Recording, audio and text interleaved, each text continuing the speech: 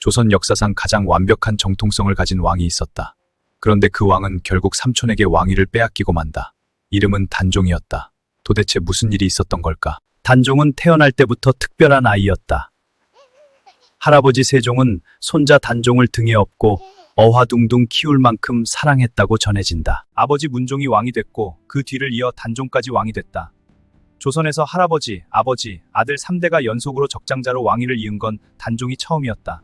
정통성만큼은 조선 역사 그 누구도 따라올 수 없었다.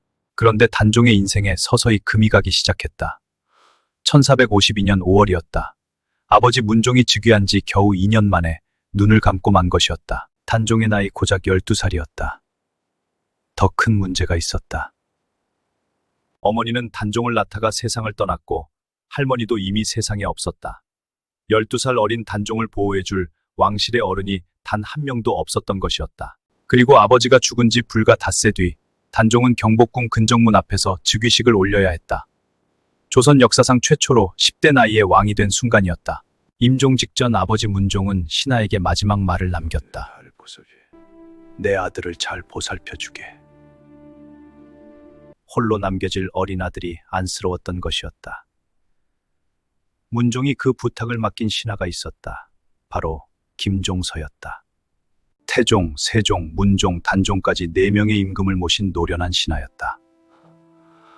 단종이 믿고 의지하는 몇 안 되는 어른 중 하나였다. 왕이 임종 때 신하에게 뒷일을 부탁하는 것을 고명이라 했다. 김종서는 바로 그 고명을 받은 고명 대신이었다. 어린 왕 단종이 정사를 돌보던 어느 날이었다. 문서 하나가 올라왔다.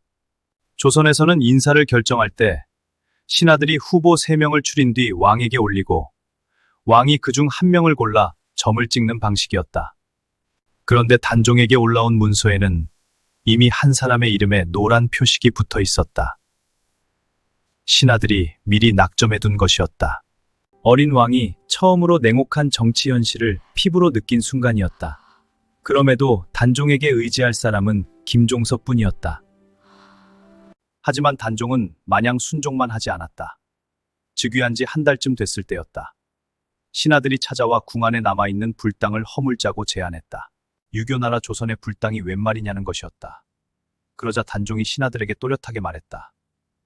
안 된다. 이것은 선왕께서 설치하신 것이니 폐지할 수 없다. 어린 왕이니 뭐든 따라올 것이라 생각했던 신하들의 코를 납작하게 만든 순간이었다. 단종은 조금씩 왕으로서 위엄을 갖춰가고 있었다. 그 무렵 단종이 깊은 고민에 빠지는 일이 생겼다. 즉위 후 명나라 황제에게 인사를 올리는 사신을 보내야 했는데 쉽게 자원하는 이가 없었던 것이었다. 그때 나선 사람이 있었다. 제가 다녀오겠습니다. 단종의 큰 삼촌 수양대군이었다. 혈육인 삼촌이 힘든 일에 직접 나서주는 모습을 보며 단종은 든든함을 느꼈을 것이었다. 하지만 수양대군에게는 다른 속셈이 있었다. 문종이 죽은 뒤 권력 핵심에서 밀려나 있던 수양대군이었다. 명나라 사신 자리를 통해 자신의 위상을 다시 한번 확인하려 했던 것이었다. 1453년 10월 10일이었다. 그날도 단종은 누이 경혜공주의 집에 머물고 있었다.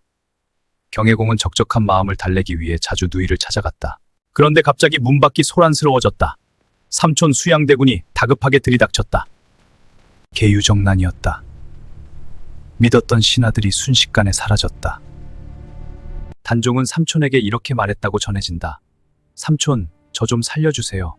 해달라는 대로 다 해드리겠습니다. 어린 왕은 무방비로 당한 것이었다. 계유정난 이후 수양대군은 권력의 중심이 됐다. 단종은 왕이었지만 아무것도 할 수 없었다. 그나마 자신을 보호해주던 사람들마저 하나씩 제거되어 갔다. 더 이상 버틸 수 없었다. 1455년 6월 10일이었다. 단종이 마침내 선언했다. 숙부는 덕망이 높으니 이 무거운 책임을 숙부에게 넘기는 바이다. 옥세를 삼촌 수양대군에게 건넨 것이었다. 강요에 의한 양위였지만 겉으로는 스스로 물러나는 형식이었다. 그날이 바로 수양대군이 조선 제7대 왕 세조가 되는 순간이었다. 단종은 조선 역사상 가장 완벽한 정통성을 가진 왕이었다. 하지만 그 정통성은 그를 지켜주지 못했다. 12살에 왕이 됐고 15살에 왕위를 빼앗겼다. 그는 왕이어서 비극이었던 걸까? 아니면 너무 어렸기에 비극이었던 걸까? 단종의 이야기는 여기서 끝나지 않는다. 그 이후의 이야기는 더 가슴 아팠다.